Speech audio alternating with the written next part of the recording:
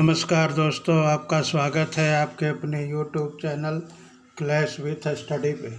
दोस्तों, आज मैं आप लोग को बताऊंगा कि गीता के दूसरे अध्याय को पढ़ने का क्या लाभ होता है। एक बार नारायण जी बोले कि हे लक्ष्मी, दक्षिण देश में एक पूर्ण नाम का नगर था। वहाँ एक देव सुशर्मा बड़ा धनपात्र रहता था। वह साधु सेवा करता था। जब संत सेवा करते बहुत दिन बीत गए, तब एक बाल नामक ब्रह्मचारी आया। उसकी सेवा बहुत करी और विनय करी कि हे संत जी, मुझे कृपा कर नारायण जी के पाने का ज्ञान उपदेश करो, जिससे मेरे जीवन का कल्याण और मुक्ति होवे। तब बाल ब्रह्मचारी ने कहा, मैं तुझे गीता जी के दूसरे अध्याय का पाठ सुनाता हूँ, उसके सुनने से तेरा कल्याण होगा। तब देव सुशर्मा ने कहा, श्री गीता जी के दूसरे अध्याय के सुनने से कोई आगे भी मुक्त हुआ है। तब बाल ने कहा, मैं तुझे एक पुरातन कथा सुनाता हूँ, उसको तू श्रवण कर। एक अयाली वन में बकरियाँ चराता था और वहाँ मैं भजन किया करता था। एक दिन रात को अयाली बकरियाँ लेकर घर को चला। मार्ग में एक सिंह बैठा था।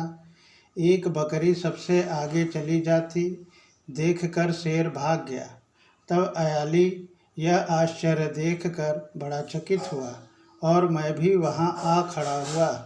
उस चरवाहे ने मुझे देखकर कहा, मैंने यह आश्चर्य देखा कि बकरी को देखकर शेर डर के भाग गया। आप त्रिकालज्ञ हो, यह वृत्तांत मुझे कहो। संत ने कहा, अयाली, मैं तुझे एक पिछली वार्ता सुनाता हूँ। यह बकरी पिछले जन्म में डायन थी। जब इसका भर्ता मर गया, तब यह बड़ी डायन हुई। जिस सुंदर लड़के को देखे उसको खा लेवे। और यह शेर पिछले जन्म में फंदक था। यह पक्षी पकड़ने बाहर गया और डायन भी बन गई। वहाँ डायन ने उस फंदक को खा लिया। अब वही फंदक शेर हुआ है और वह डायन यह बकरी भई है।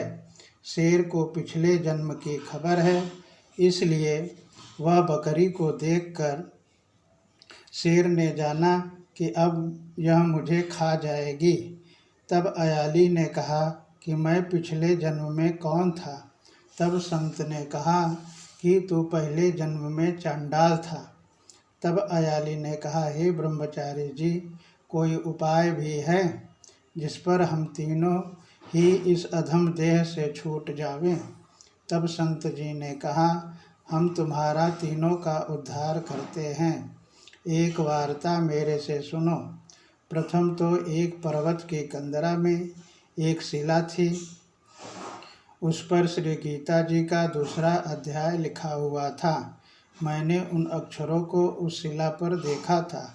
अब मैं तुम्हारे को मन, वचन और कर्म करके सुनाता हूँ, तुम श्रवण करो। संत जी ने गीता जी के अक्षर सुनाए। तब उसी समय तत्काल ही आकाश से विमान आए और उन सबों को विमानों पर चढ़ाकर वैकुंठ लोक को ले गए। अधम देह से छूटकर देव देह पाई और देव सुशर्मा भी गीता ज्ञान को सुनकर मुक्त हुआ। देव देही पाकर वैकुंठ को गया। तब श्री नारायण जी ने कहा, हे लक्ष्मी, जो मनुष्य श्री गीता जी के ज्ञान को पढ़ता और सुनता है, वह अवश्य मुक्ति को प्राप्त होता है। तो दोस्तों, आपने जान लिया होगा कि गीता के दूसरे अध्याय को पढ़ने से क्या लाभ होता है। धन्यवाद।